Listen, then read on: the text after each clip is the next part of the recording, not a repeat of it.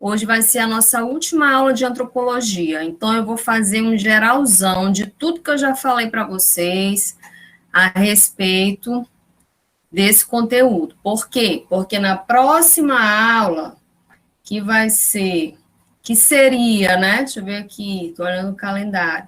Dia 13 de outubro, provavelmente vai ser o feriado antecipado do Dia dos Professores. Então, não vai ter a minha aula. E na próxima, que vai ser do dia 20, é a prova de vocês, não é isso? Isso. Professora, Oi. após as provas, vai ter uma semana assim de recesso ou vai voltar tudo normal? Não, volta tudo normal. Então, como a minha prova é para o dia 20, e vocês já viram, né, que a metodologia ela foi modificada. Agora, cada professor posta sua prova no dia, a partir das 8 da manhã, né, por aí, 8h30, e essa prova vai ficar ali para que vocês possam responder até as 23h55 da noite. Tá? Então, hoje, eu vou, como eu já falei para vocês, tirar todas as dúvidas referentes à antropologia, porque quando nós voltarmos, depois da prova, nós já vamos começar o conteúdo de sociologia jurídica, certo? Desde complementação, você vai complementar, né? O conteúdo e a carga horária. Eu, para te falar a verdade, eu sempre me confundi nesse processo do que é complementação e o que é adaptação. É bom tu fazer essa pergunta para o coordenador, porque eu realmente, eu me confundo. Aí eu posso te falar, não, Deise, não faz prova, e na hora eu posso estar dando a informação errada, tá certo? Então, você pergunta lá para o coordenador Alexander, que ele vai te dar essa informação bem precisa. Tá bom? Eu, de fato, eu não lembro. Eu me confundo com adaptação, complementação. Tá? Então, assim, eu vou começar falando um pouquinho, né, lá das nossas primeiras aulas, que é como surgiu a antropologia, quem foram os principais antropólogos, qual é o método da antropologia, as áreas, as dificuldades. Aí a gente vai construindo o nosso pensamento. Oi? Professora, Diga, Deise. É porque ele me falou, desculpa atrapalhar, ele me falou que quando é adaptação e dependência eu não faço prova. Mas aí eu fiquei na dúvida quanto aos trabalhos, se eu teria que postar os trabalhos ou não. Ele já te disse isso, né? Tu não faz prova. Sobre as provas, ele me falou que dependência e adaptação fazem provas, essas duas. Agora, a complementação, não. Aí o que eu fiquei na dúvida foi com relação aos trabalhos. Dá no mesmo, porque o trabalho é para somar com a avaliação. Se você não precisa fazer avaliação, também não precisa fazer o trabalho. Ah, tá. Então era essa a dúvida. Entendeu? Tá bom. Tá bom. Obrigada. Nada. Certo, turma? Então, aí, depois que a gente observar, né, esse contexto específico, nós vamos caminhando ali para aquela relação da antropologia, direito e diversidade cultural, aqueles conceitos, tá? Aí eu peguei também aqui um livro que tem um capítulo que fala sobre o conceito de cultura, processos culturais, endoculturação, e eu vou ler para vocês, tá bom? Porque ficou faltando só esse conceito, apesar que, em alguns momentos, eu até já discuti com vocês, quando eu falava lá sobre etnocentrismo, né? Aculturação, eu cheguei a falar o que seria endoculturação. Que é o quê? Endoculturação é um processo em que o indivíduo vem desde a infância inserido em um determinado processo cultural. Então, ele vai crescendo e se adaptando àquele meio, né? Então, a epistemologia da palavra endoculturação, o que significa, né? Cultura para dentro. Endo, dentro, e culturação, cultura, né? Mas fica assim esteticamente estranho falar cultura para dentro. Então, nós falamos endoculturação. E eu vou ler, aproveitando aqui que eu já estou com esse livrinho em mãos, eu vou começar fazendo a leitura. Não é nada que vocês ainda não tenham visto ou me perguntado, tá bom? Vejam. Uma outra coisa que eu já falei para vocês também é com relação a esse conceito de cultura, né? Quem criou esse conceito de cultura, tá? O primeiro conceito, né, a gente diz assim, o primeiro teórico a formular o conceito de cultura foi o antropólogo Edward Taylor, que em 1871 ele já falava a respeito da cultura. Então, o que ele vai dizer? Que cultura é aquele todo complexo que inclui conhecimento, crenças, arte, moral, lei, costumes e todos os outros hábitos e aptidões adquiridos pelo homem como membro da sociedade. Então, esse conceito do Taylor vai englobar o quê? Todas as coisas e acontecimentos relativos ao homem, né? E aí, esse conceito predominou no campo da antropologia durante muitas etapas, incluindo hoje, né? Nesse processo de globalização que nós atravessamos, é um dos conceitos mais utilizados e mais citados em trabalhos acadêmicos, tá bom? Mas nós temos outros conceitos, tá? Tem um outro antropólogo chamado Ralph Linton, que ele já vem em 1936 e diz o seguinte: a cultura de qualquer sociedade consiste na soma total de ideias, reações emocionais condicionadas a padrões de comportamento habitual que seus membros adquiriram por meio da instrução ou imitação e de que todos, em maior ou menor grau, participam. Então, esse autor, ele atribui dois sentidos ao termo cultura. Um, que diz respeito à herança social total da humanidade, e um outro que vai ser determinado pela variante dessa herança social.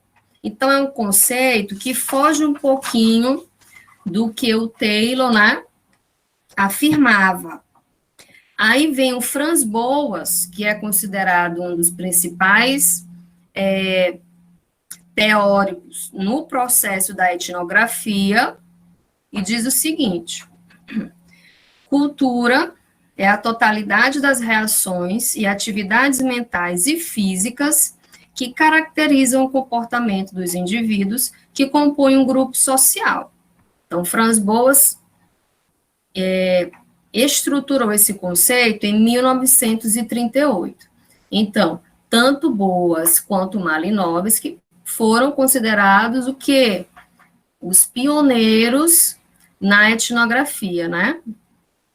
Aí o próximo, Malinowski, em 1944, ele diz o seguinte: cultura é o todo global, consistente de implementos e bens de consumo, de cartas constitucionais para os vários agrupamentos sociais, de ideias e ofícios humanos, de crenças e costumes. Então, Malinowski, ele inovou, ele acrescentou a esse conceito de cultura bens de consumo, né, que diziam respeito a vários agrupamentos sociais. Então, quando ele coloca bens de consumo, né, nós vamos ter aí várias propostas. É como se a cultura fosse além da herança cultural, né, que é transmitida através do nosso processo de socialização pelos indivíduos que fazem parte de uma mesma sociedade, ele ainda vai atribuir os bens de consumo, né? E quando a gente fala em bens de consumo, voltado para a cultura, pode ser que vocês lembrem aí da cultura de massa, né? Que tem a ver com o consumo e o próprio capitalismo, tá? E nós temos um antropólogo que acabou colocando no seu conceito de cultura a questão comportamental, que é o Leslie White. Em 1959, ele diz que o conceito de cultura vai ser adicionado, e nós vamos, a questão comportamental, mas nós vamos fazer uma analogia. Quando o conceito de cultura está relacionado ao comportamento, e aí ele fala, quando coisas e acontecimentos dependentes de simbolização são considerados e interpretados face à sua relação com organismos humanos, ou seja, relativa ao nosso organismo humano. E aí, a partir desse conceito, vieram outros antropólogos e foram acrescentando, né, as suas concepções, as suas vivências, e é interessante acrescentar para vocês que nós temos outros. Tem um antropólogo chamado Clifford Geertz, que ele escreveu o livro A Interpretação das Culturas, que ele vai acrescentando muitas possibilidades a esse conceito de cultura. Dentre eles é a questão dos significados, que ele fala que cultura é um processo em que o indivíduo vai construindo as suas teias de significados. É como se, na sociedade, cada indivíduo colocasse um pouquinho, né, do seu processo cultural, e assim iria transmitindo através das gerações. Então, é algo bem interessante, o conceito do Geertz. Eu vou ver se eu acho bem aqui para vocês.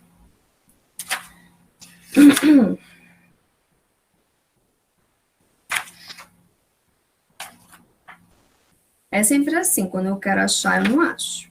Aí depois ele vai aparecer bem na minha frente. Mas não tem problema não. Depois eu pego o livro dele ali e leio para vocês, tá?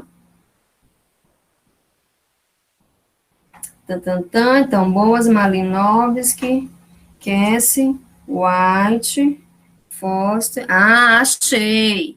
Aqui. Gente, porque eu uso óculos, vocês nem sabiam, né? Eu acho que eu nunca dei aula para vocês de óculos. Mas eu sou teimosa. Daqui a pouco eu vou ter que ficar usando meu óculos direto. Mas achei. Então, o Geertz, ele vai colocar em 1973. A cultura deve ser vista como um conjunto de mecanismos de controle, 2 pontos, planos, receitas, regras, instituições, para governar o comportamento. Para ele, mecanismos de controle consistem naquilo que vamos chamar de símbolos, significantes, ou seja, palavras, gestos, desenhos, sons musicais, objetos, ou qualquer coisa que seja usada para impor um significado à experiência, né? Esses símbolos correntes na sociedade são transmitidos aos indivíduos que fazem uso de alguns deles enquanto vivem, né? E mais à frente ele cita a questão, né, desses vários significados, que tem a ver também, turma, com as simbologias, que nós vimos um pouquinho quando eu mostrei para vocês aquelas sociedades que possuem culturas exóticas, né?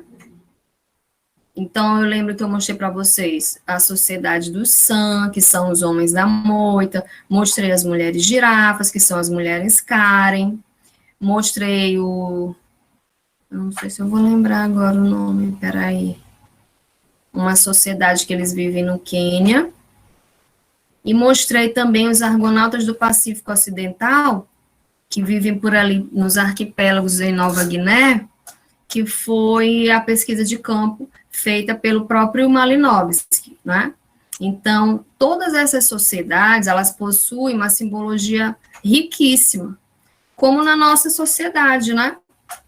Nós temos alguns ritos de passagem que de repente pode ser que quando a gente fala assim, rito de passagem, não, professor, né, soa estranho, e é verdade, mas o nascimento, a morte, o casamento, o batismo, tudo isso são ritos de passagem, os aniversários, né, seja eles aniversário de casamento, né, as famosas bodas, e até mesmo um aniversário, a gente diz assim, comum, até o aniversário de 15 anos, que tem uma maior simbologia ainda.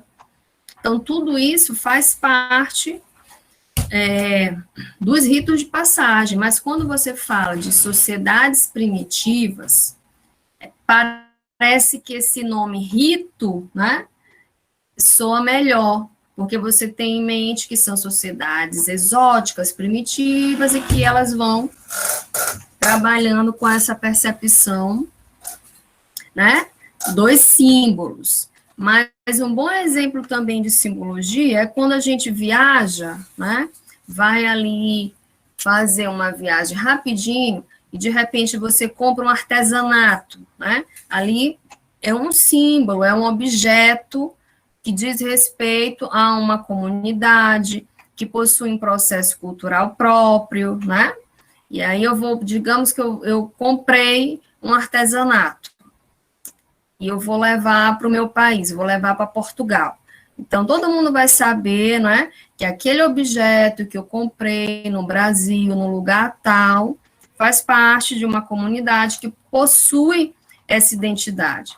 Então, aqui em São Luís, nós temos muito, né, artesanatos, muitos. Temos ali na Raposa, nós temos a renda, temos em Barreirinhas, o artesanato feito pela fibra do Buriti, então são próprios daquela comunidade, que se organizam, se articulam, para que possam vender e assim, né, terem uma renda. Então, as próprias comunidades hoje, elas já têm uma articulação, né, para que possam ter uma renda fixa com relação a esses artesanatos. Então, lá em Barreirinhas, por exemplo, você anda na cidade, é cheio, né, você tem desde um chapéu, fibra do Buriti, a um chaveiro, a um chinelo, a uma bolsa, tudo que vocês possam imaginar. Então, existe um trabalho, né, feito em torno desse processo. Em Rosário, nós temos ali, não sei se vocês já viram, você entra ali em Rosário, tem a questão que eles utilizam um elemento bem interessante para fazer o seu artesanato. Não sei se vocês já viram, gente, uns vasinhos, são lindos. E quando você tem, né, chegando aqui em São Luís, trabalhando aqui com a nossa realidade, ali pelo centro histórico, nossa, tem muita coisa, né, que vai desde roupa, vai desde uma peça de roupa, até mesmo a um enfeite que você, de repente, de cara, não nota que tem uma simbologia, mas é interessante, porque no mundo, né, essas peças, elas são reconhecidas. O que acontece com a questão do artesanato é que algumas vezes nós não damos, né, literalmente, aquele valor. Nossa, mas está muito caro, eu não sou turista, né? Faz um descontinho. Porque a gente não consegue visualizar, além da mão de obra, né? Digamos, aquele trabalho que foi ali, né? Incluído, gasto, a questão cultural. Por isso que, às vezes... Oi? Quando a senhora falou isso aí sobre não dar o valor às obras, eu me lembrei de um senhor lá na minha cidade, em Bequimão, que eu não sabia disso, que uma professora minha do ensino médio foi me contar. O nome dele é François, e ele tem um sítio bem grande lá, tu vê a entrada do sítio dele é todo bem decorado, e ele é um artista plástico. Só que assim, eu não fazia ideia, mas ele tem obras de reconhecimento na Europa, porque ele faz obras de escultura barroca. E eu não fazia ideia disso. Eu passava em frente ao sítio dele, eu via que era tudo decorado e tal, mas eu não sabia o tanto que esse cara era renomado. E as obras dele são caríssimas. Sim, né? Porque às vezes a gente não tem essa informação, e às vezes olha aquela peça e acaba, às vezes, desqualificando também, sem saber. Tem um artista plástico aqui em São Luís, que ele já passou até naquele programa daqui, interessantíssimo, ele faz as pinturas, não sei se vocês já viram, em azulejos, retratando só a nossa cultura. Uma vez passou nesse programa. E tem um outro que ele utiliza, se eu não me engano, é jornal como matéria-prima, né? Então, nós temos muitos artistas aqui, muitos desconhecidos, inclusive, e outros renomados, sim, né? Pintores, escultores. Oi. Eu tenho um exemplo não de um artista, mas de um quadro em si que ele vale bastante. Só existem 5 deles no mundo e está aqui no Maranhão. Lá em Itapecuru, em um povoado, tem um quadro desse que tem mais de 300 anos, e ele, se eu não me engano, é de São Sebastião, o quadro. Só existem 4 deles no mundo e ele é avaliado em mais de 5 milhões de reais. Nossa, tá lá em Itapecuru. Lá em Itapecuru é uma igrejinha, quase ninguém conhece. Só existem 4 deles no mundo. Ah, eu queria olhar esse aí, viu? Porque eu tinha um professor que ele gostava bastante dessas curiosidades, né? Ele amava a história do Maranhão e geografia também. Ele diz que, se eu não me engano, o governo americano já tentou comprar bastante, várias vezes esse quadro, e eles não vendem, por causa do valor histórico para o povoado. Sim, porque... Se eu não me engano, é do povoado Queuru. Nossa, Paulo, que interessante. Olha, eu desconhecia mesmo. Como a gente, né, ainda tem muita coisa que nós não conseguimos, assim, né, visualizar no que diz respeito à nossa cultura.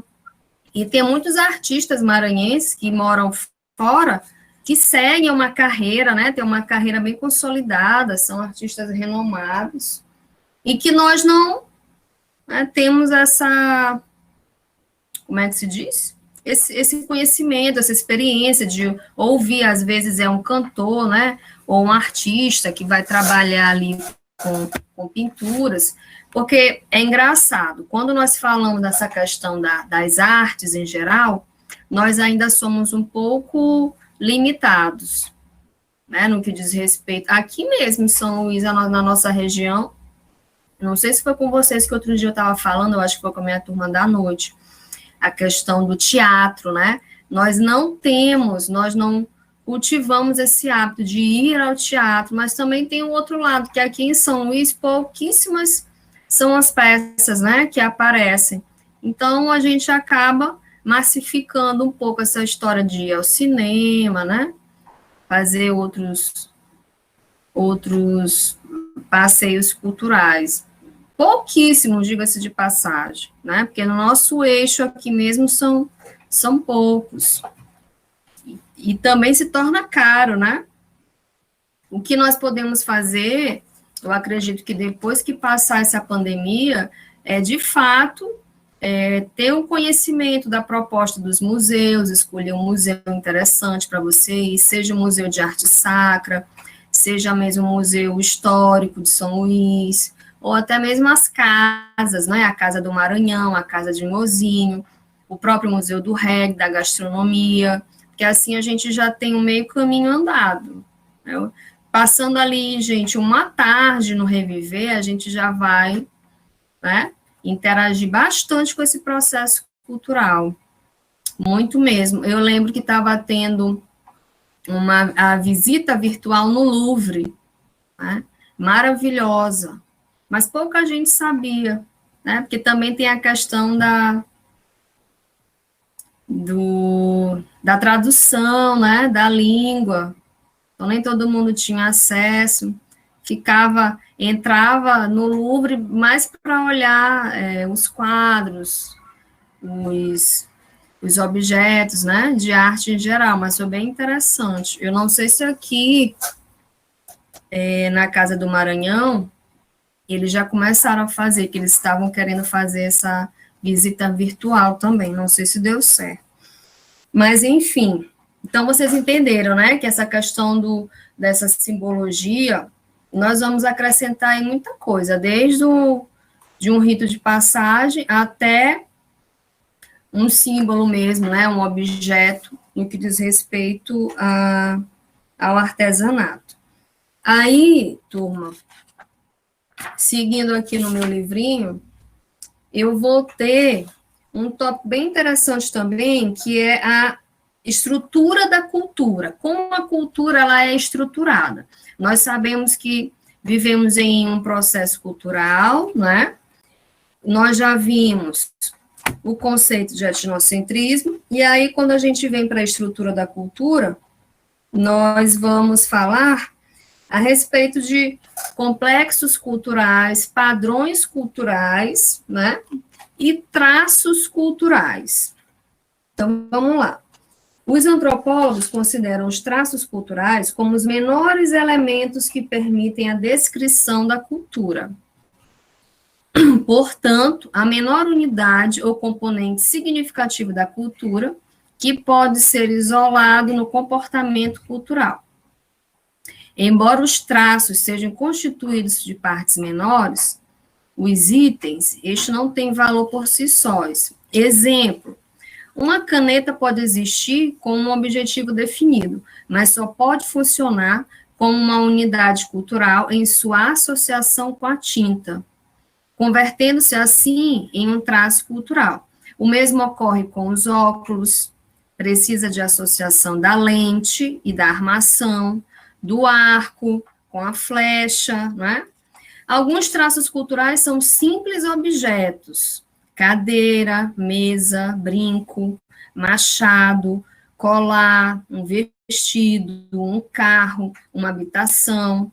Os traços culturais não materiais compreendem atitudes, comunicação, habilidades. Então, exemplo, aperto de mão, beijo, oração, uma festa, uma técnica artesanal.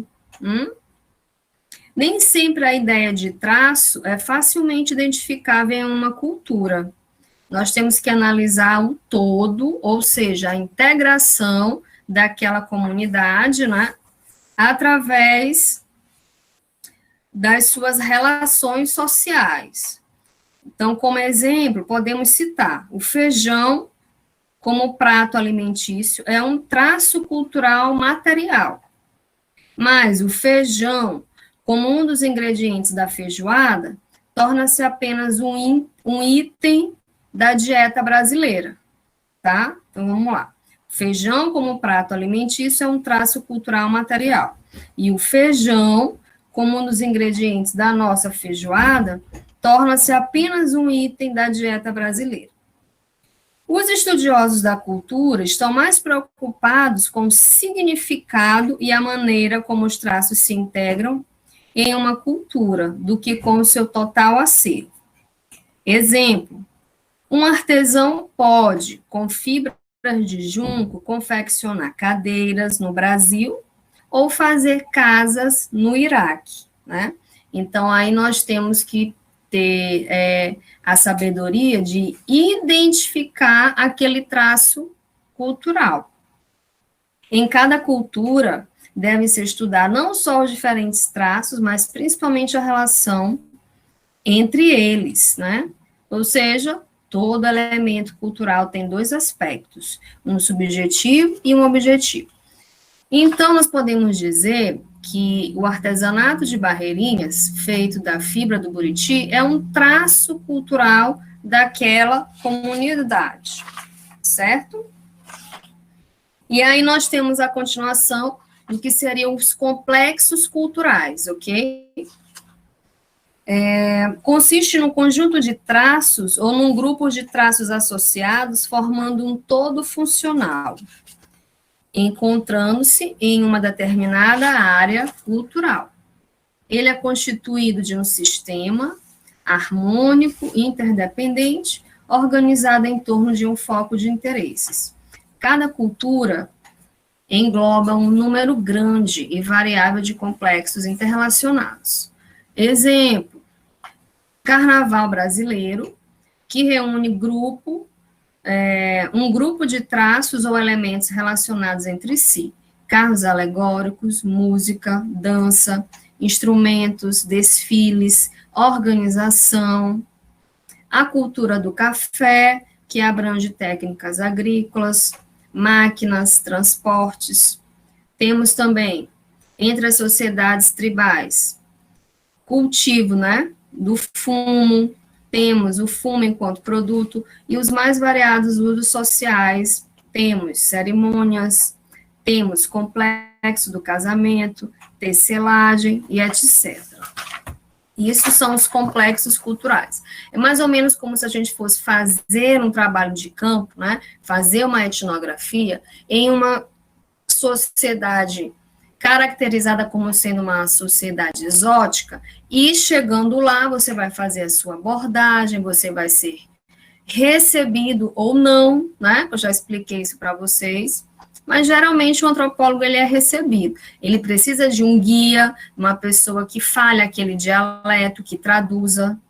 Se ele não tiver um conhecimento prévio sobre aquele dialeto, ele não vai conseguir fazer a sua pesquisa. E aí ele vai analisando qual é o tipo de moradia que essa sociedade vive.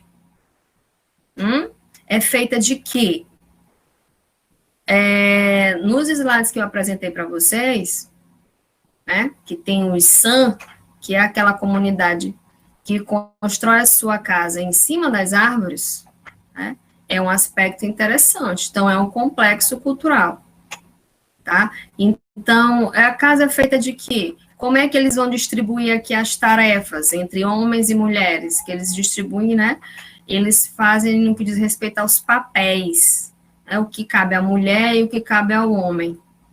É como a sociedade indígena, né? Eles acabam separando esses papéis. O indígena vai caçar, vai pescar, né? E a mulher, ela acaba ficando ali na aldeia para produzir seu alimento, vai construir um cesto, vai fazendo determinado objeto. Os indígenas mais velhos vão contar suas histórias, né? E os outros vão parar para ouvir. Então, tudo isso faz parte de um complexo. Nós temos também, turma, algo que é bem interessante, que é a questão da mudança cultural. E o que é essa mudança cultural, né? É qualquer alteração na cultura, padrões, ou toda uma cultura, o que é mais raro, que pode ocorrer com maior ou menor facilidade, dependendo do grau de resistência ou aceitação. Na verdade, a mudança cultural, ela está muito relacionada à globalização, que é o que nós já vimos, né? É o que é tradicional e o que é moderno. Quando você tem um contexto que é estritamente tradicional, e você acaba recebendo, né, influências de terceiros, você pode aí sofrer um processo de descaracterização na sua cultura. Ah, professora, então a modernidade, ela pode acabar com um determinado processo cultural? Olha, a priori não, né? Ela pode fazer uma descaracterização, como é o que aconteceu com o Mameu Boi, né, no nosso estado. E se você for pegar uma apresentação lá na década de 90, 80, 70, não é a mesma coisa, como essa apresentação que é feita agora, né? Existe uma modernidade, existe o que? Outros elementos agregados às vestimentas, né? A maquiagem, as danças, a coreografia, a música, o ritual. Então, tem sim uma modificação, mas afirmar que vai acabar a cultura, não, porque a gente já vive nessa globalização, nesse processo, né? Vamos colocar aí, desde o finalzinho da década de 90.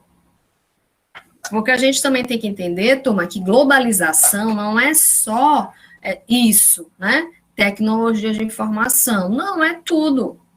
É saber que você tem um conjunto de indivíduos que estão no mundo, a gente diz assim, em cada localidade, em cada sociedade, em cada país, mas que você está ali interligado. né, através da política, da economia, das músicas, né, da música, da arte, do contexto social, cultural, mas cada país, cada sociedade tem o seu contexto cultural. Mas aí, isso não quer dizer que eu vou me fechar aqui numa redoma e nada vai me influenciar no que diz respeito à cultura americana, por exemplo, a música que eu gosto, né? A comida, porque isso nós já sabemos que acaba no processo de aculturação, né? Hoje em dia você tem a possibilidade de experimentar uma comida chinesa, japonesa, portuguesa, sem sair do seu país. É a questão da culinária, né? E esse estreitamento de fronteiras, no que diz respeito à música também, à economia, à política, à comunicação. Então, esse processo pode ser que ele aumente, né, a possibilidade de haver uma mudança cultural. Então, nós dizemos que novos elementos são agregados, ou os velhos são aperfeiçoados, novos elementos culturais são abandonados ou substituídos, e ainda tem falta de elementos, por quê? Porque faltou uma transmissão de conhecimentos de geração em geração, e esses elementos acabaram, então, se perdendo, tá? O que nós podemos identificar hoje? No processo da infância, né? Não sei vocês, né? Porque eu sou um pouquinho mais velha que vocês. Mas na minha infância, eu lembro de brincadeiras que hoje a minha filha nem, né, sequer passou por elas, que a gente brincava na rua, né? Aquela história de estar todo mundo reunido, que eram as brincadeiras coletivas. Me dê um exemplo aí de brincadeira coletiva.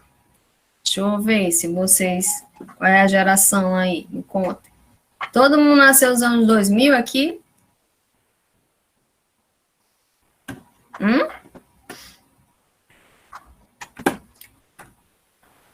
Eu duvido alguém me contar uma experiência aí de uma brincadeira na infância, na rua. Jogar Três Marias na rua com os amigos. Jogar bola na rua. Jogar bola. Esconde-esconde. Que mais? Nosso adversário era polícia ladrão, professora. É verdade, polícia ladrão, é bom. Era bom mesmo. Bom barquinho. Eita, Paulo, tu foi longe. Também brinquei. Manchete também. Era. Queimado, gente. Jogava queimado. Guerra de manga.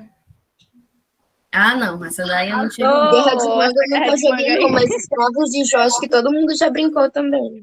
Tacobol. Mas tinha outro nome esse, era Bete, né? Bete, se não me engano. Joga Bete. Que mais?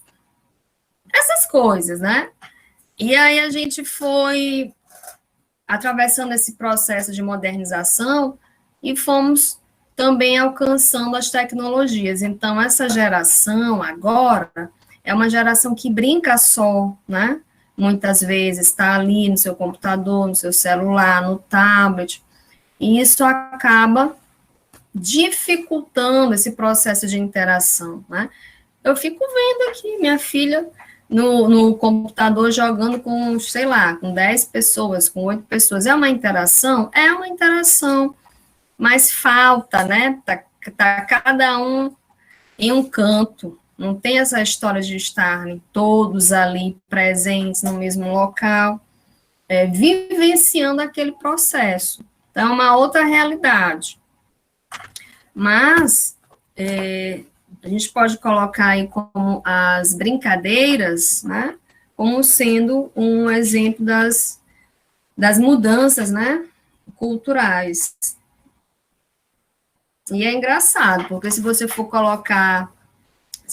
voltar um pouquinho lá no século XIX, as brincadeiras eram estritamente coletivas também, brincadeira de rua, as famílias eram muito numerosas, né, os irmãos faziam ali as suas várias possibilidades de brincar. E quando você vem para o século XX, ainda tem muito, né, essa coisa de brincar na rua e tal, brincar nas suas casas, no quintal, mas quando você vem para o século XXI é que as coisas começam a serem modificadas, né? Porque você vai perdendo essa essência desde a infância, por conta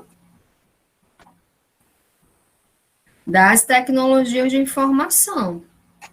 Professor, e a gente cria meio um pouco de preconceito, né? Porque antes eu brincava na rua e hoje eu passo na rua, eu saio do meio, menino, rua não é lugar de brincar, não. Porque parece que a gente esqueceu, né, do nosso processo. Eu, assim, quando eu vejo, aqui não, porque eu moro em condomínio, então, além de ter poucas crianças, quando eu encontro, elas estão na quadra, ainda, né, jogando bola. Aí, quando cansam, fica um em cada canto no celular e a bola fica lá, na quadra. Eu acho engraçado, porque as coisas se modificaram de um jeito, né? Às vezes você vai num restaurante, numa pizzaria, tem lá os brinquedos das crianças, é aquele pula-pula, é aquela piscina de bolinha, né? Quando não, tem aquele estilo videogame, que a criança fica em pé, jogando, mas sempre aliada a essa questão das tecnologias de informação. Aí, se você vai mais um pouquinho para uma lanchonete, uma pizzaria, se não tem esses brinquedos, está cada um no canto com o seu celular ou com o seu tablet, né? Aí acaba virando um ciclo vicioso mesmo, de que quanto mais as tecnologias forem, né, chegando para a gente, essa próxima geração, eu nem sei como é que vai ser, porque hoje eles já nascem com o celular na mão, né, praticamente, as mães, os pais já dando o celular.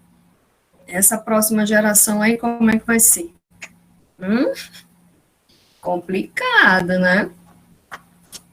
Mas, enfim, faz parte da dinâmica social, essas modificações, né? E além desses novos elementos que são acrescentados às nossas possibilidades, né, como a gente já viu, e rapidinho aqui a gente fez uma diferença com relação às brincadeiras, mas nós temos, dentro de uma questão também digamos, comportamental, é a própria relação social que foi se modificando. As nossas interações hoje, elas são diferentes, né, são outras. É um outro processo. Aí, seguindo nas mudanças culturais, nós vamos ter o quê? 5 maneiras de se vivenciar as mudanças. A primeira é variação, representada por uma ligeira mudança nos padrões de comportamento, invenção ou descoberta. Através da criatividade, os processos de descoberta podem ser atribuídos à casualidade ou à necessidade. Algumas invenções são locais, outras exigem um meio geográfico para se desenvolverem, por isso são em números reduzidos, né? Temos também descoberta, aquisição de um elemento novo, coisa já existente. Temos a invenção, que é a aplicação da descoberta. Então, aqui, a autora, ela diz que, no que diz respeito às invenções, ela cita o quê? Invenção da lâmpada, invenção das máquinas. Se nós fôssemos citar uma invenção nesse processo que a gente vivencia hoje, de globalização, o que vocês iriam citar? Uma invenção dessa sociedade moderna?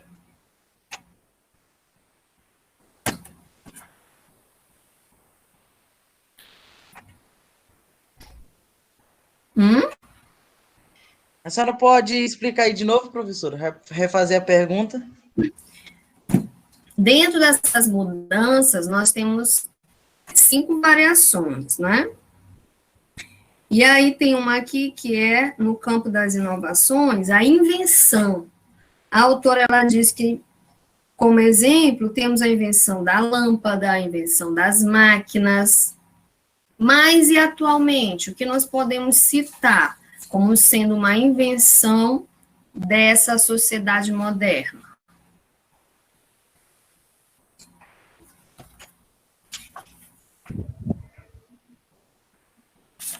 O advento das tecnologias atuais, né, dos smartphones. Uhum. Essa questão da inteligência artificial aí que está surgindo. Sim. Exatamente. Então, a gente pode acrescentar todas as tecnologias, né, as mídias sociais. E foi uma invenção, não deixa de ser uma invenção, né? Sim. Quando você vê nesse processo das comunicações, que você tem desde lá da década de 90, né? Acho que da metade da década de 90, que é a história do MSN, né? Do Messenger. E você vem para o Orkut, e você vem para o Face, e você vem para o Instagram. Tudo isso que a gente vivencia hoje são invenções, né? Desse processo de globalização. Alguém pensou e quis fazer uma adaptação, né, quis inovar no que diz respeito às relações sociais, que é o que a gente experimenta hoje, né? Nós temos 1000 possibilidades de interagir. Hoje, se você for pegar esse WhatsApp, né, que antigamente era só enviar mensagem, já era bom. Hoje você faz videochamada, em grupo, né? Coloca tudo que você quiser pelo WhatsApp, trabalha, né? Que eu digo, inserido no mercado de trabalho, apresenta videoconferência, faz tudo. Então, é um elemento, assim, central dessa nova era. Nós podemos colocar como sendo uma invenção, sim. E aí, na seguinte questão, né, depois da mudança social, nós temos a difusão cultural. Como eu vou difundir uma cultura? Então, difusão é um processo em que os elementos ou complexos culturais se difundem de uma sociedade a outra. As culturas tendem a se estender a outras regiões sob a forma de empréstimo mais ou menos consistente. A difusão de um elemento da cultura pode realizar-se por imitação ou por estímulo, dependendo das condições sociais, favoráveis ou não à difusão. O tipo mais significativo de difusão é das relações pacíficas entre os povos, numa troca de pensamentos e invenções. Um traço vindo de outra cultura, através do empréstimo, pode sofrer reformulações quanto à forma, à aplicação e significado, né? Que é o que acontece com o processo de aculturação. Aqui é difusão, né? Mas quando eu recebo um elemento novo de uma cultura que não é minha, né?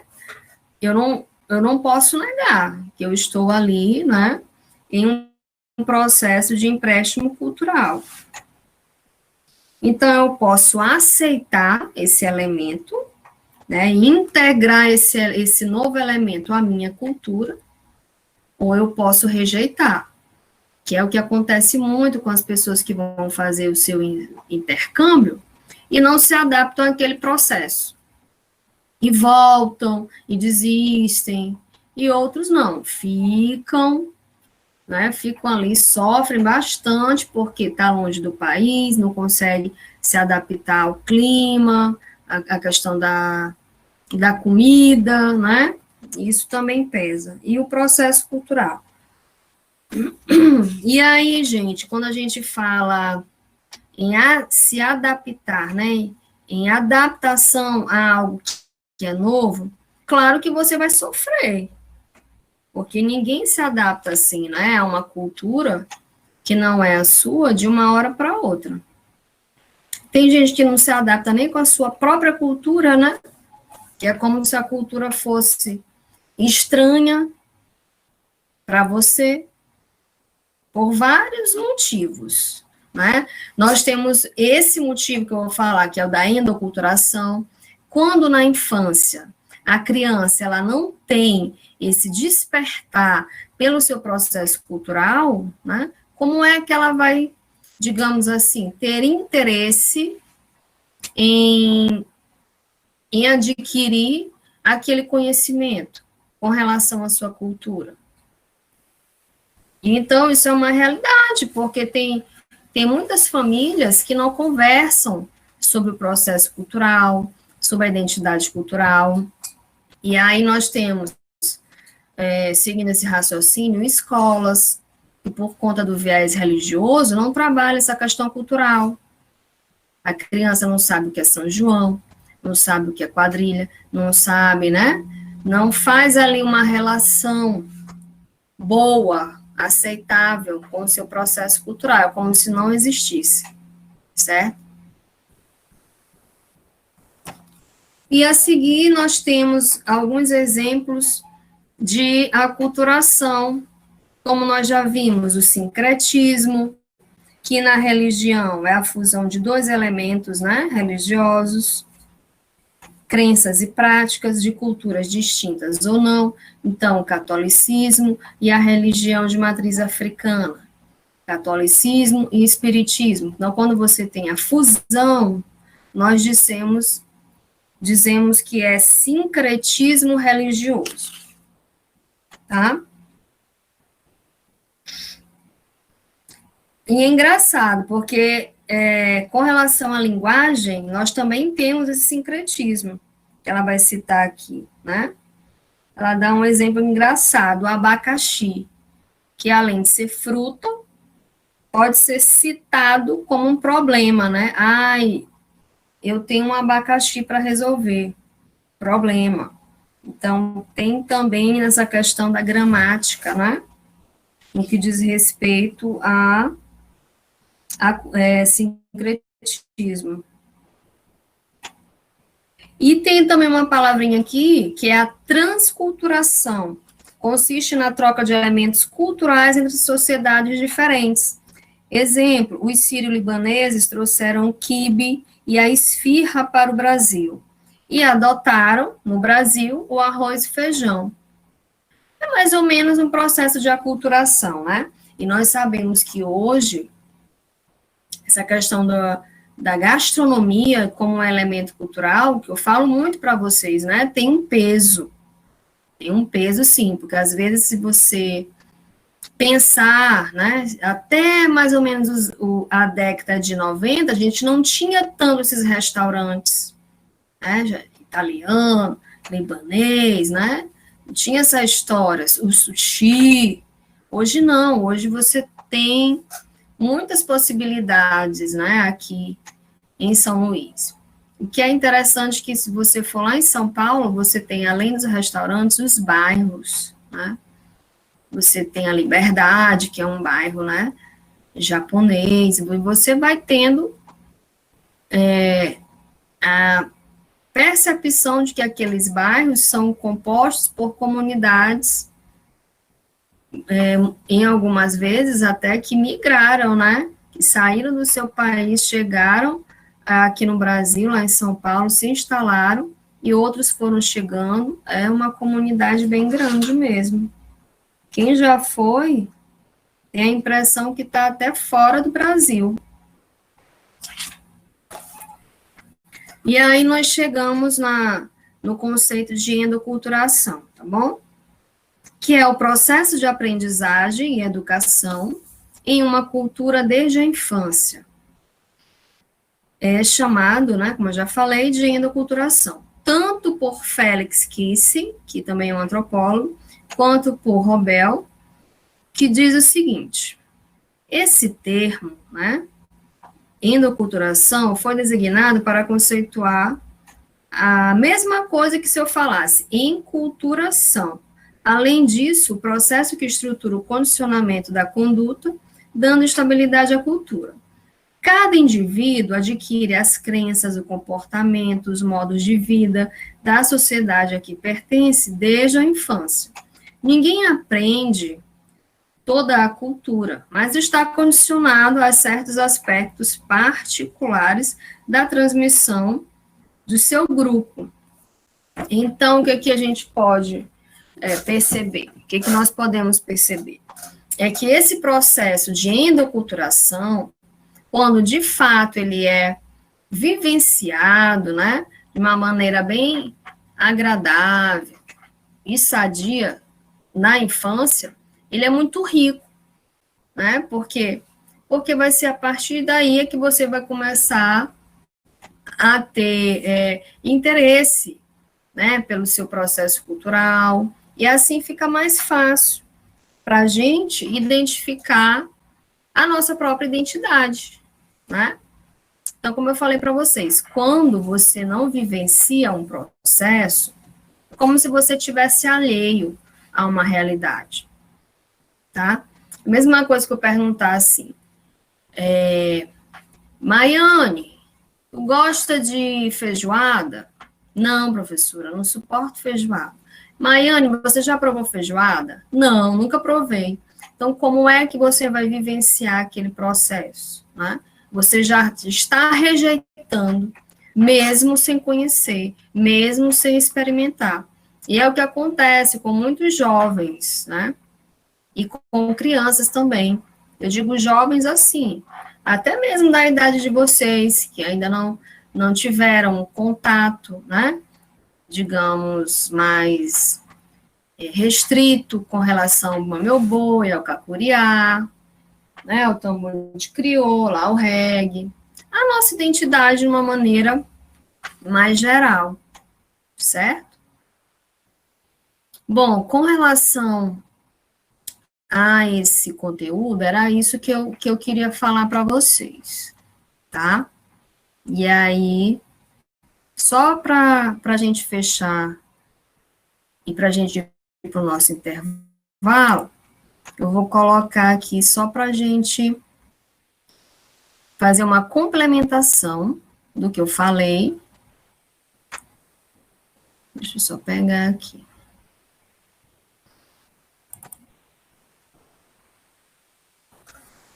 Deixa eu escolher aqui meu arquivo, tá?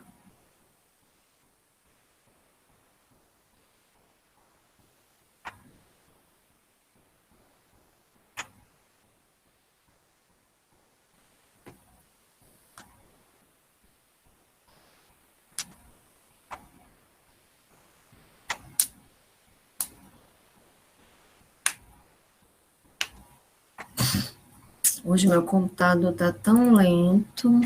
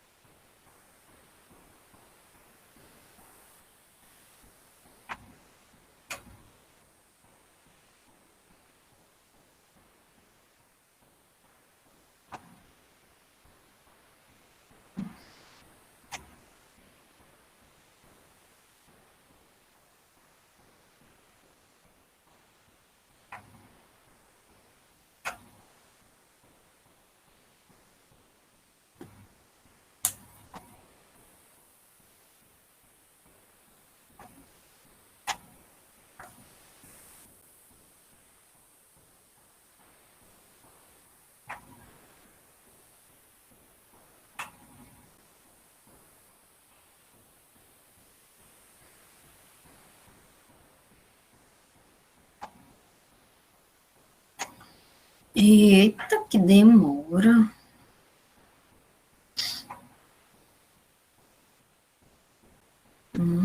Finalmente. Tá. Então, assim, eu vou buscar aqui para vocês aqueles slides que falam um pouquinho sobre a cultura de massa e algumas características, tá bom? Só para a gente fechar esse conteúdo.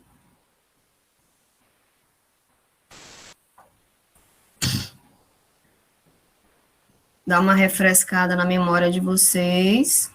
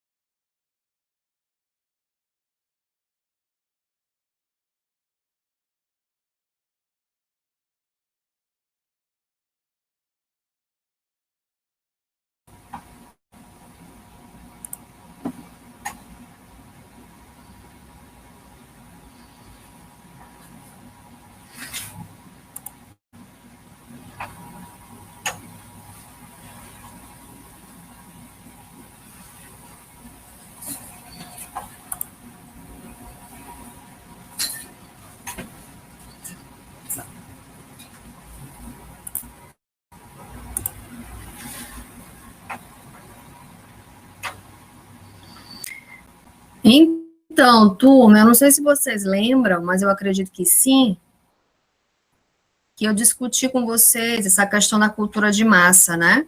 Que também é a chamada indústria cultural. Então, a gente vem nesse contexto da cultura popular, da identidade cultural, mas nós temos que fazer aquela diferença no que diz respeito à cultura e à indústria cultural. Tá? Então, a cultura de massa é o produto da chamada indústria cultural e vai consistir em todos os tipos de expressões culturais que são produzidos para atingir a maioria da população, com objetivo essencialmente comercial, ou seja, gerar produtos para o consumo. Então, essa cultura de massa, ela é diferente da nossa cultura popular. Por quê? Porque na cultura de massa, você tem aí um processo, né, do capitalismo, do consumo.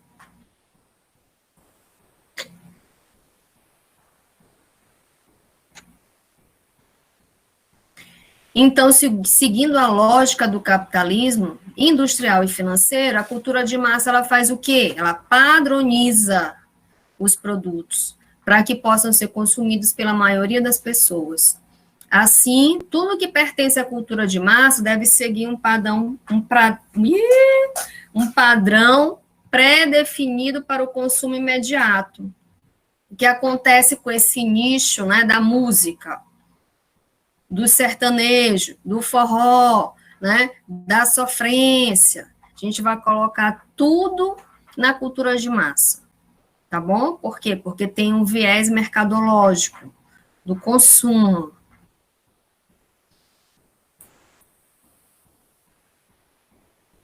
Música, filmes, danças, séries, né? E cada vez mais as séries, por conta dessa popularização da Netflix, né? E dessas plataformas, desenho, moda, gastronomia, que está muito em alta também esses programas de gastronomia, né? MasterChef, não sei das quantas, na Band, na Globo. Se você muda para a TV a cabo, tem um monte de programa sobre gastronomia. Então, descobriram que isso é um produto vendável, né? As pessoas gostam de consumir esse produto.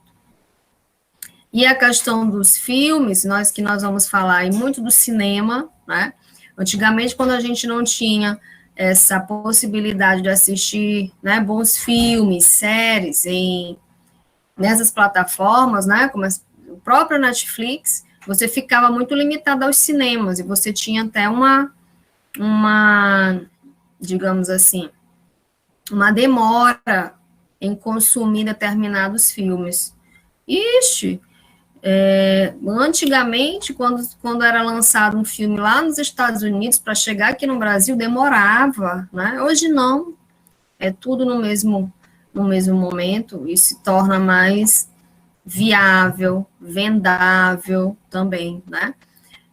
O Brasil também ele não era um país que estava voltado para esse consumo de séries, né? Engraçado como a gente, ao longo do tempo, a gente foi também modificando o nosso comportamento. Hoje a gente gosta, né? Assiste, fica louco quando lança uma série e passa o final de semana assistindo.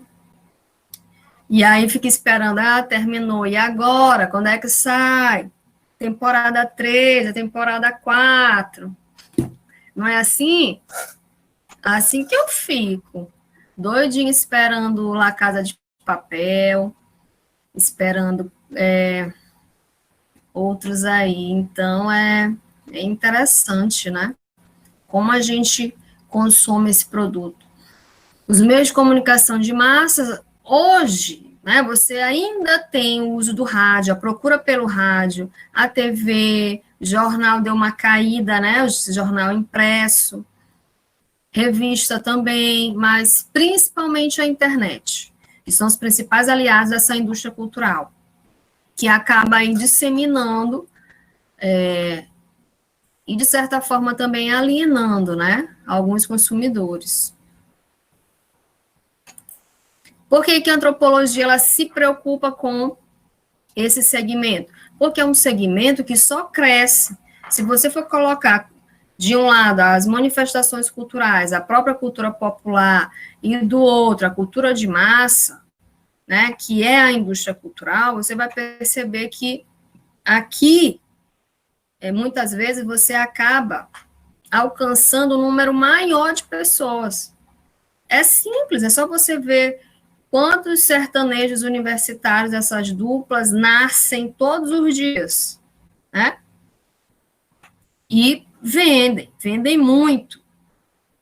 E acontece também agora acho que deu até uma parada, mas com os cantores de funk, os funkeiros, né? Você tinha um glamour no que dizia respeito a esse nicho, até um pouco preocupante. Porque se tinha aquela propensão, né, à ostentação, e hoje isso deu acredito eu, posso estar errada também, uma certa amenizada, né? Então, quem criou esse conceito, indústria cultural e cultura de massa? Foram dois filósofos alemães, o Adorno e o Horkheim. Eles faziam parte de uma escola de Frankfurt, que, juntamente com outros teóricos que criticavam o capitalismo, eles resolveram criar esse conceito, né, e analisar esse processo da indústria cultural.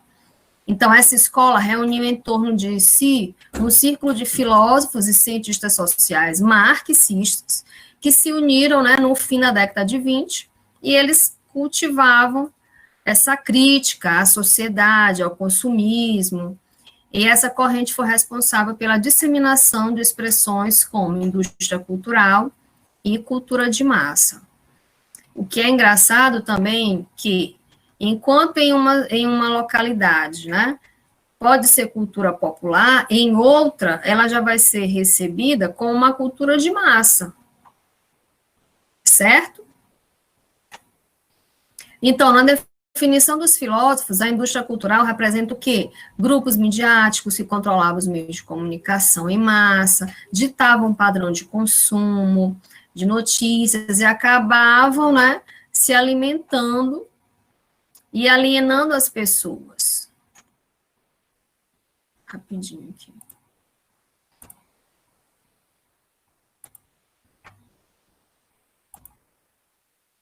E o que a gente pode... O que nós podemos analisar no que diz respeito a essa cultura de massa? É que hoje, né, você tem a possibilidade... Aqui, onde é que eu estou? Hoje você tem a possibilidade de analisar, né, se uma cultura ela é popular ou de massa, mesmo tendo esses dois segmentos em uma mesma localidade, né? Você vê, nós temos ali a própria feirinha, que vira e mexe eu conto para vocês, você tem a culinária regional, mas você tem o hambúrguer artesanal, você tem o chopp artesanal, você tem o doce, tipicamente maranhense. Então, hoje está tudo muito misturado.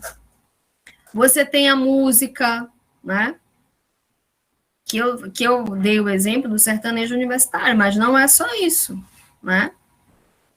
Então, é algo que a gente tem que começar a analisar mais frequentemente, porque você vê, no nosso caso, o São João, que nem aconteceu esse ano, né? Nós perdemos aí uma oportunidade de mostrar a nossa cultura, né? Para outras cidades, outros países, porque os turistas procuram mesmo o nosso São João, a questão da nossa gastronomia, os locais, o acervo arquitetônico, tudo isso faz parte de um pacote. Se você não tem, o que vai restar aqui o que resta para a gente? Resta o sertanejo universitário, o pagode, né? O forró, e isso acaba afastando a nossa identidade cultural. Certo? Eu vou pausar aqui para o nosso intervalo e na volta retomamos, ok? Só recapitulando aqui, que eu estava falando para vocês antes do intervalo, tá bom? Então, eu estava falando para vocês sobre essa indústria cultural, que é a mesma cultura de massa, né? Em como, a partir do século XIX, essa cultura de massa ela foi se fortificando. Por quê? Por conta do capitalismo, por conta da produção, né, cultural da época, que a gente vai colocar aí um certo apelo à massificação. Então, nós vimos o cinema, a música, a rádio, TV, internet, como um elemento novo. E aqui a gente percebe uma imagem onde esses meios de comunicação, né, estão buscando aí, né, a aceitação desse indivíduo, e nós sabemos que hoje, na nossa sociedade, existe e muito essa aceitação com relação à cultura de massa, né? Há quase que uma alienação fruto dessa cultura de massa, tá? Eu botei aqui essa imagem também para vocês tentarem fazer aí uma referência no que diz respeito à televisão, né? Que durante muito tempo foi vista como não como uma aliada, mas como um meio de comunicação em massa, né, que acabava muitas vezes influenciando até de uma maneira excessiva o indivíduo, né, seu pensamento, seu comportamento, e mesmo com a internet ainda segue sendo um dos elementos principais dessa cultura de massa, a TV. né? É como se houvesse ali um domínio sobre o indivíduo. E, na verdade, é exatamente o que há. Quando você não tem, né, uma estrutura, quando você não tem ali um aporte, digamos assim, no que diz respeito a essa indústria cultural, você se deixa levar, realmente, né? E aí acaba no que o Durkheim falava, né? O indivíduo é extremamente influenciável. E ele vai o tempo todo se deparar, né, com fatos sociais que vão cada vez mais o influenciar. E a sociedade, ela é assim, ela possui elementos que a todo momento estão descarregando, né, esses, digamos, esses elementos. Então, hoje você tem, além da TV, da revista, rádio, jornal, você tem ali a internet. O que acontece hoje com esses blogueiros, com esses digital, né? Influência, que são as pessoas que trabalham com a internet, que postam o seu dia, desde o amanhecer até o anoitecer, contando o que estão fazendo, apresentando os seus produtos, né? Vendendo. E de uma maneira muito enfática. E muitos estão ricos por vender os seus produtos na internet. Enfim, é o dinamismo social e quem conseguir se adequar a esse processo, né, faz até um dinheirinho. Agora, os que não têm esse acesso, infelizmente, ficam à margem desse processo. E assim continuam com a TV, né, enquanto um elemento que também vai influenciando. Ok? Então, assim, turma,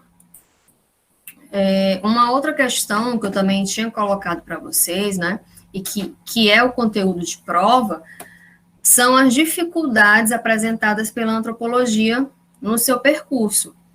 Como vocês sabem, a partir do século XIX, a sociologia surge, a antropologia, desculpa, mas vai ser apenas no século XX que ela vai ali se firmar, né, enquanto ciência, enquanto uma disciplina rigorosa, que vai adentrar as universidades, as faculdades, fazendo parte ali dos cursos, né, como disciplina pré-requisito, assim como a sociologia e a filosofia, tá?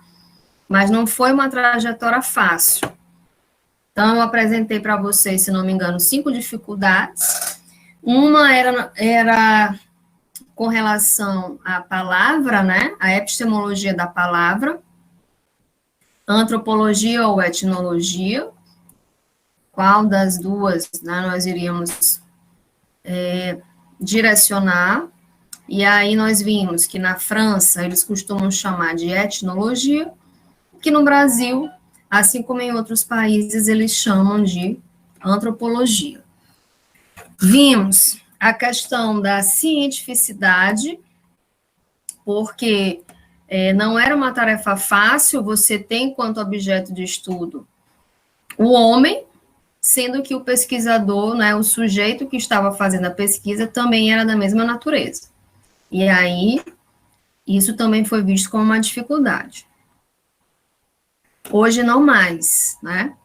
Vimos também a relação da história com a antropologia, porque era uma dificuldade, porque você tinha os estudos, né, voltados para os fatos históricos e os estudos voltados para o contexto antropológico, e aquilo estava interrelacionado, só que havia críticas com relação aos antropólogos, né, e aos historiadores, enfim, aos teóricos da época.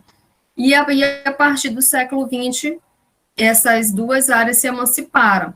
De um lado, antropologia, do outro, história. Só que eu já disse para vocês que hoje isso não é uma dificuldade.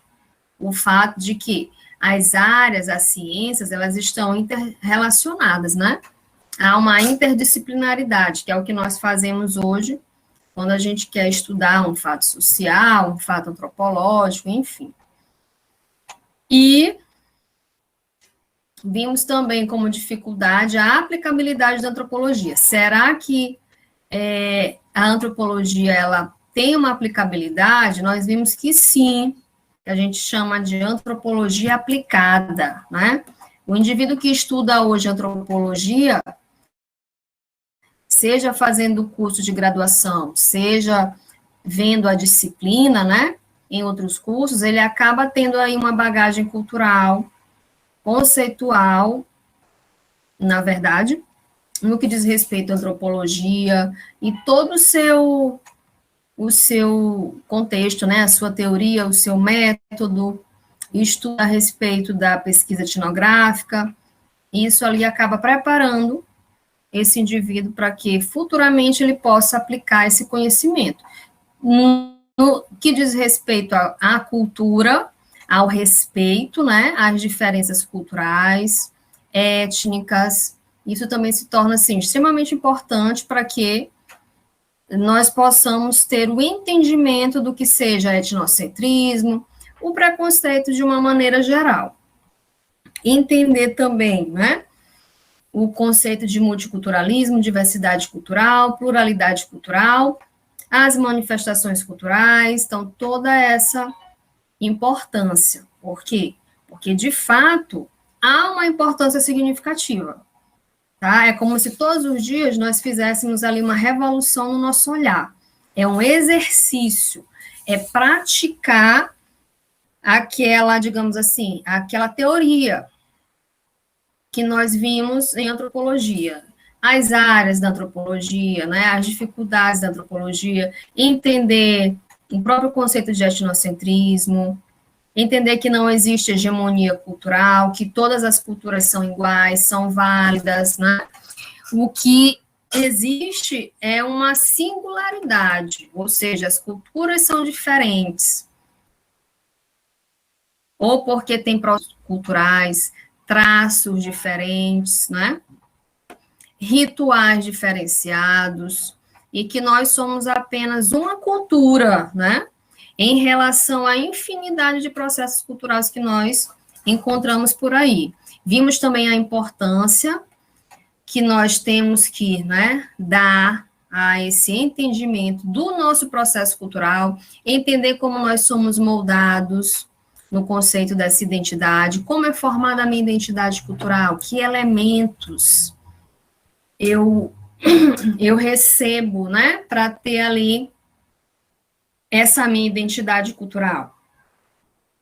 E qual é a importância, né, de entender a cultura do outro, valorizar a cultura do outro, tudo isso. Então, a gente viu muita coisa.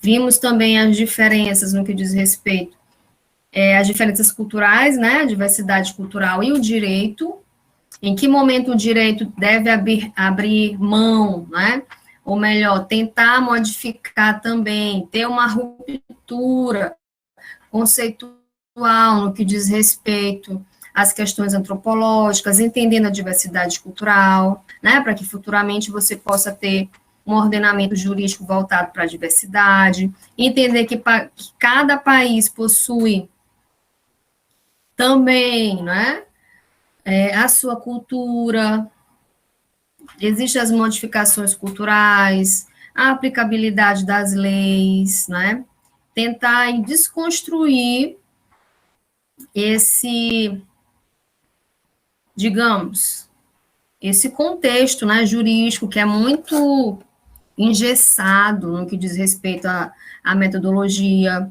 colocar, né, acrescentar, inserir nos cursos de graduação e pós-graduação mais debates, seminários, rodas de conversa sobre cultura, direito, diversidade cultural, porque assim a gente vai quebrando, né, desconstruindo essa prática no que diz respeito ao preconceito, né, a desigualdade entre as culturas, assim nós vamos apresentando aquele contexto ao novo grupo de estudantes, nos cursos de pós-graduação também, se faz necessário que o aluno ele possa viajar, participar desses encontros de direito, né, que é muito bom, é bem interessante.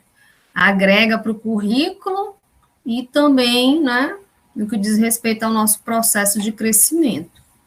Então, quando vocês forem fazer a atividade avaliativa, que agora houve uma modificação, né, são 5 questões, sendo 3 objetivas, marcar, e 2 discursivas, né?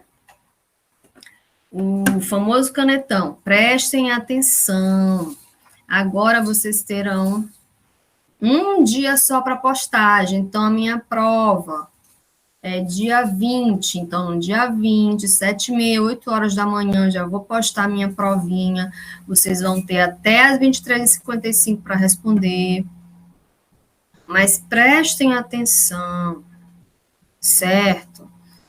E aí, essa nota vai ser somada à atividade de vocês, que inclusive eu já coloquei até a nota na plataforma, não sei se vocês já viram.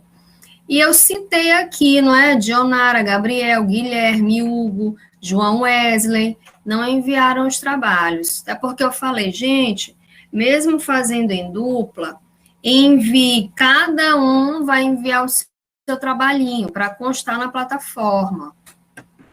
Estou achando estranho, Dionara, não fazer esse trabalho, porque, de fato, eu vou, olho as palavras e, de repente, eu posso ter perdido de vista os nomes, né? Acredito que sim. Mas, se vocês quiserem também colocar no grupo, né? Que esses alunos aqui não fizerem, se quiser falar comigo, eu ainda estou aberta à conversação, tá? Para que eles não fiquem aí sem esses pontinhos. O que acontece? Depois que a prova for postada, eu corrigir fulano tirar 7 ou 6, e não tiver feito a avaliação, vai ficar assim. Eu não vou ter com que somar. Tá bom? Há alguma pergunta?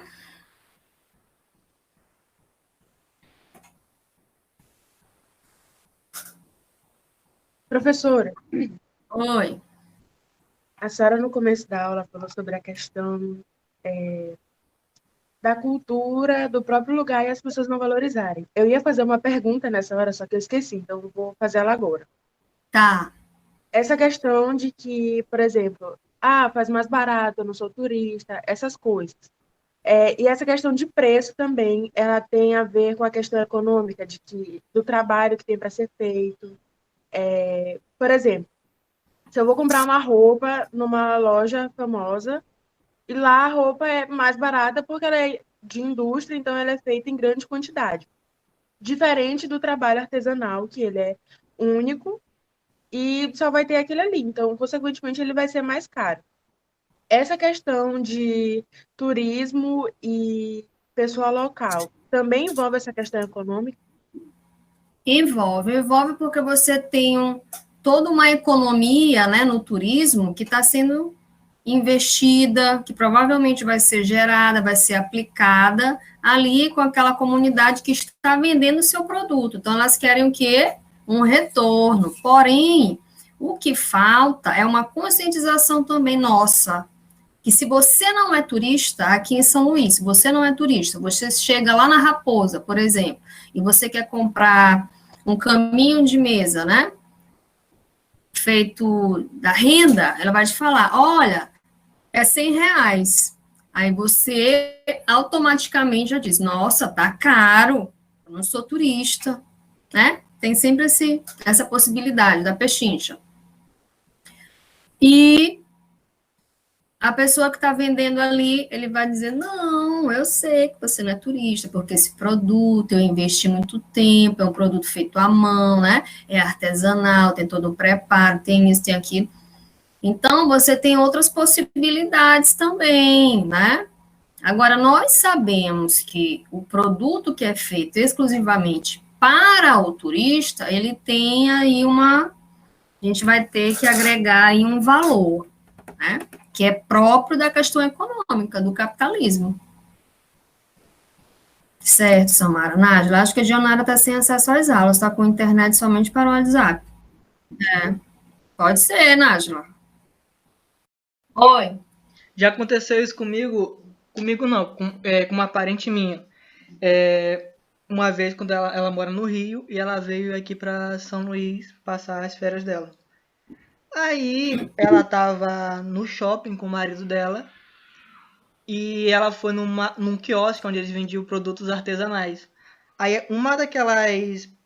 eu acho que é piranha, né? Que a mulher usa para prender o cabelo, né? Sim.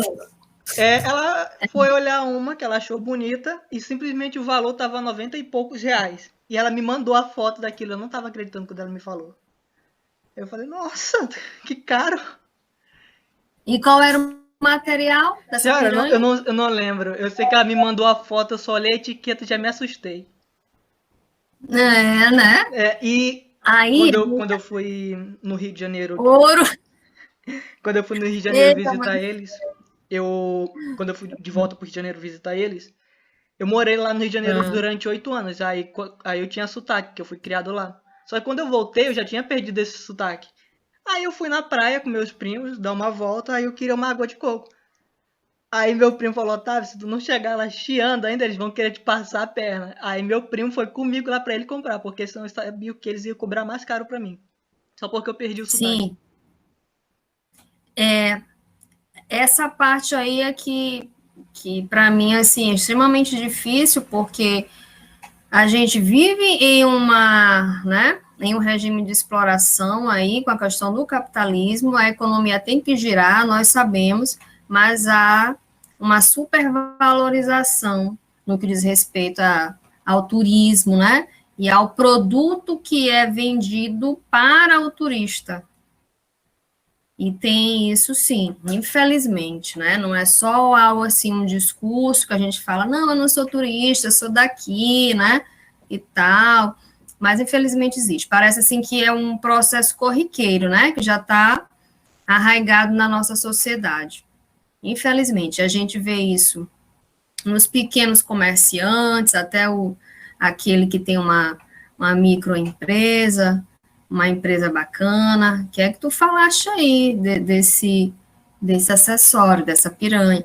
Agora, há uma diferença, né, quando nós estamos falando em um produto artesanal, como um brinco feito da fibra do buriti, né, ou um chapéu vendido também com esse mesmo produto, que tudo que você faz, né, tudo que você produz e não é em larga escala, vamos dizer assim, é um produto mais individualizado, ele tende a ser mais caro. Quando você faz em massa, né, há uma outra possibilidade, mas assim, não, por exemplo, eu adoro aquelas bolsas de crochê, né, e hoje tem uma loja no Instagram que eu sigo, que a moça que faz, ela trabalha muito bem, parece coisa assim que foi feita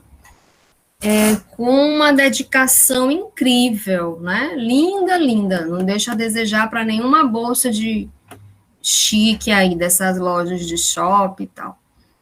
E aí os valores são assim, 110, 98, tem até de 200, né? E a bolsinha assim, cabe um celular, um batom, né? Essas coisas.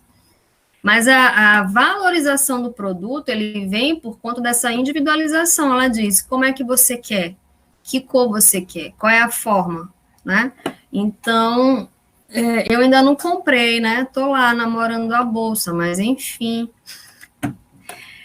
Tem um preço elevado por conta, né, dessa característica, mas se nós formos pensar que essa mesma bolsa pode estar sendo vendida em uma loja, no shopping, né, com o dobro do preço, ou o triplo, aí é que a gente pensa nessa questão mesmo do capitalismo, né, porque essa mesma pessoa que tem essa loja no Instagram, de repente ela vai apresentar o seu produto para essa loja do shopping, e a empresária vai comprar e vai dizer, nossa, que bolsa linda, por quanto ela sai? Ela vai falar, 110, e ela vai vender por 220 na vitrine, e vai vender, né? Então, são questões econômicas que hoje a gente já tem um maior conhecimento, mas tem uma parcela da sociedade que diz mesmo, eu viajo, eu faço meu turismo, mas eu compro um chaveirinho para cada, né, do local que eu fui, porque é tudo muito caro. E é Professora, isso, o turismo no Brasil é caro. Diga, Samara.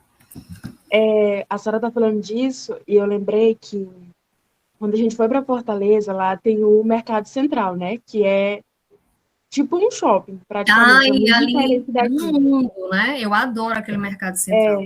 Pois é. E lá dentro é um monte de coisa legal que eles fabricam, né?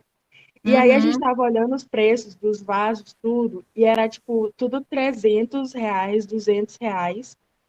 Só que a gente turista, né? Porque turista é besta. E a gente falou assim: bora comprar. E a gente comprou.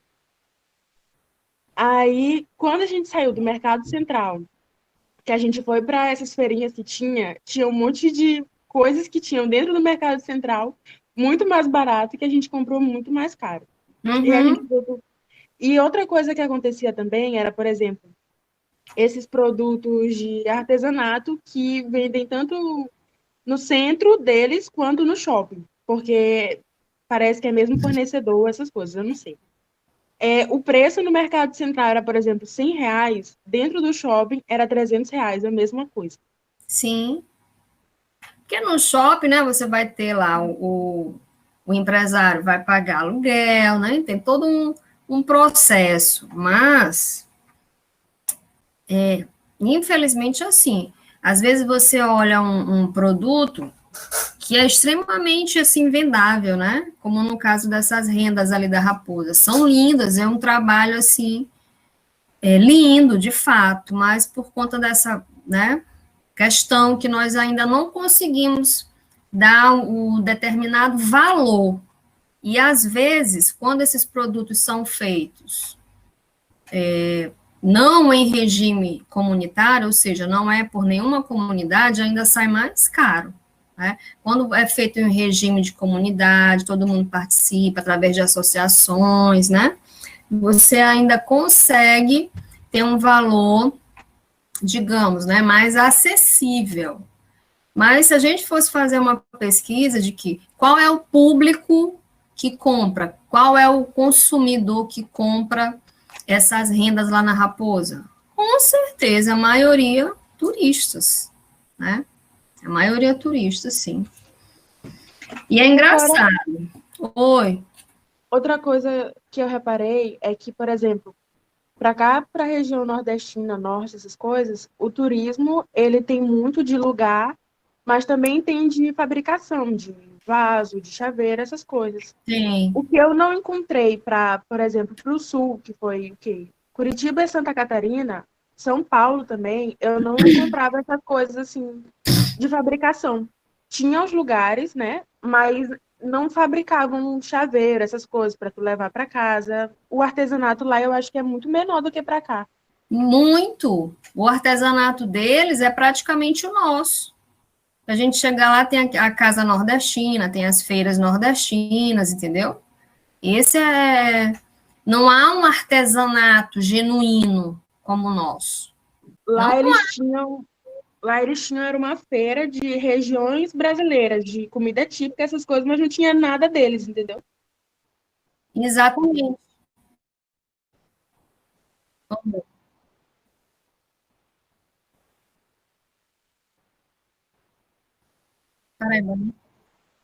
Eu já ouvi falar,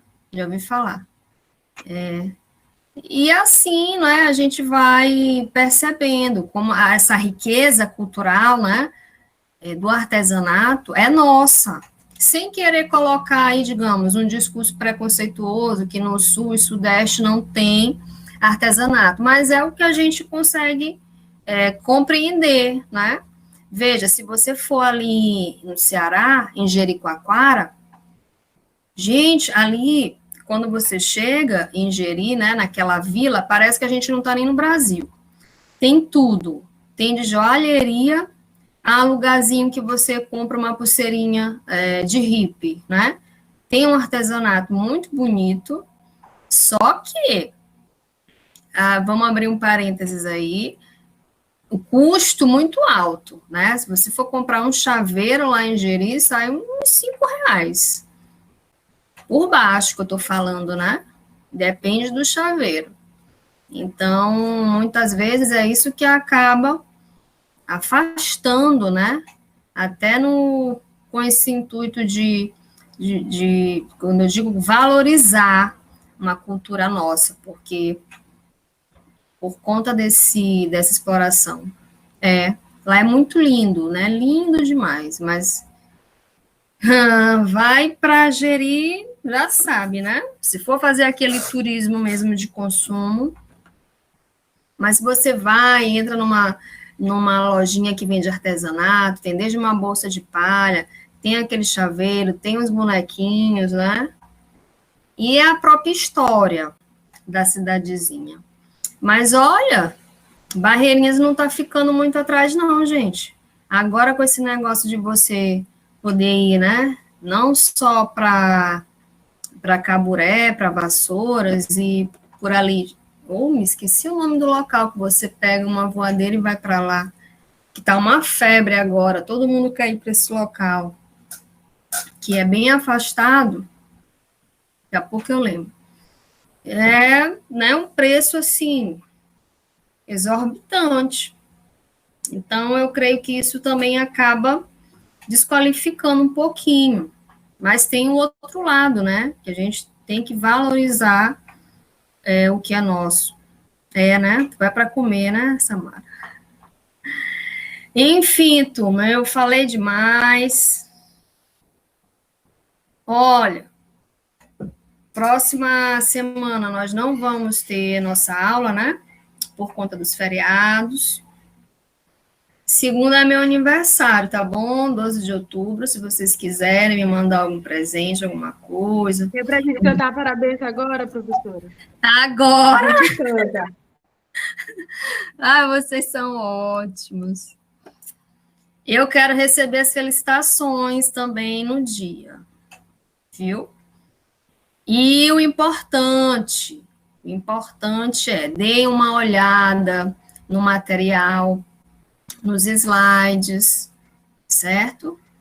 Você pode pensar assim, não, a prova, né? A prova vai ser diferente. Mas exatamente, mãe, estudem, vejam, bonitinho, tudo que a gente discutiu até hoje, tá bom? E do mais é isso. Tá bom? Eu vou ficando por aqui. Tchau, professora. Foi muito boa a aula hoje. Beijo, Samara. Beijo, gente.